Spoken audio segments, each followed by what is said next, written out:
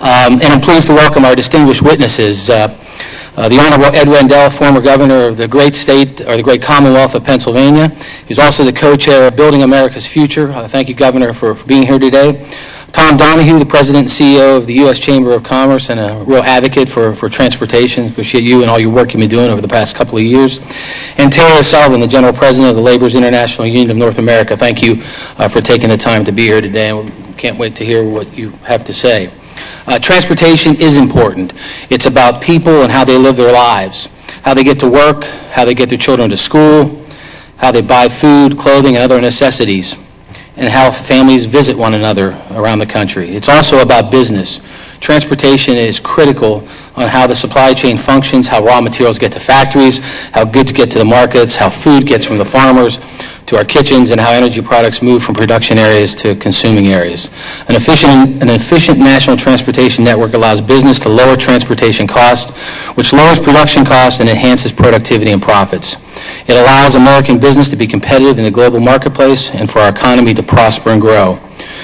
One need only to look at our interstate highway system and see how that investment in our national transportation network has benefited our nation and caused tremendous economic growth over the past 2 generations.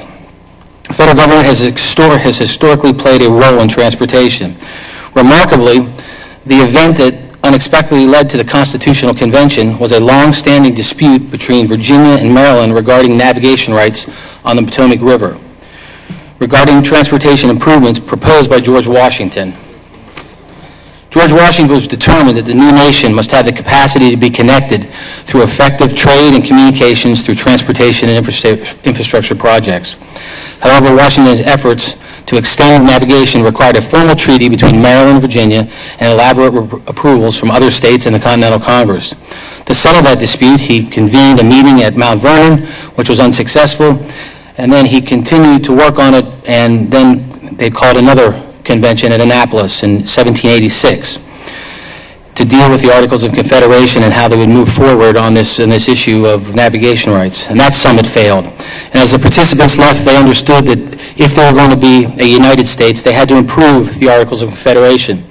This is a very real sense that the Constitutional Convention and the Constitution itself were in response to meeting the transportation and commerce needs of a young nation, notably the Commerce Clause, which gives the Congress the power to regulate interstate commerce and create, in the words of the preamble, a more perfect union. Article 1, Section 8, Clause 3 of the Commerce Clause says to regulate commerce with foreign nations and among the several states and the Indian tribes. And Article 1, Section 8, Clause 7, to establish post offices and post roads. And those post roads of 1780s and 90s are the highway system, the byway system that we use today. And we continue to invest over the centuries, from the Transcontinental Railroad to the Panama Canal to the interstate highway system. And why? Why did we do this? To ensure that the nation was connected, to support the needs of the U.S. economy and the American people. Our national transportation system binds us together, physically binds us together. As President Dwight Eisenhower observed, without the unifying force of commerce and transportation, we would be a mere alliance of many separate parts. Congress must renew its commitment to providing a robust physical platform upon which the American people and business can compete and prosper.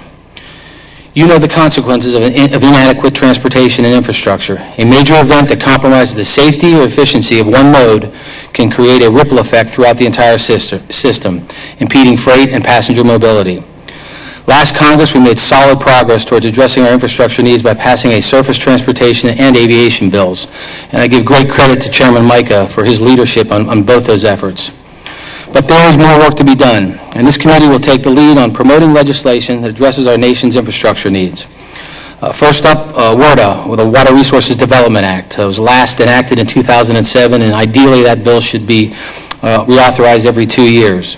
In September, the passenger rail bill expires, and so we need to be working on that, dealing with safety in rail and also the passenger system in this country. And then the Surface Transportation Bill, which expires in September of 2014, which we'll be working on, and we'll start today is the kickoff and making progress towards that bill. We can be successful. We must be successful. It needs to be a bipartisan effort. We need to build consensus and work together. It will promote competitiveness and economic growth. we need to focus our resources where they're most needed, and I still believe we need to go further when it comes to reform programs. Spending taxpayer dollars wisely are needed, and those reforms moving forward to continue to do that, to give the states the flexibility to speed up the time it takes to do these major transportation projects, saves us time, saves us money. Investing in our transportation system is our shared responsibility, and if we want to ensure prosperity of the nation for future generations. Every day I talk to my colleagues about the importance of our transportation system. The nation's fiscal issues present many challenges, and we're faced with difficult choices, but the consequences of inaction are dire. If we are successful, and I believe we will be, then we can facilitate economic growth and ensure Americans' quality of life for years to come.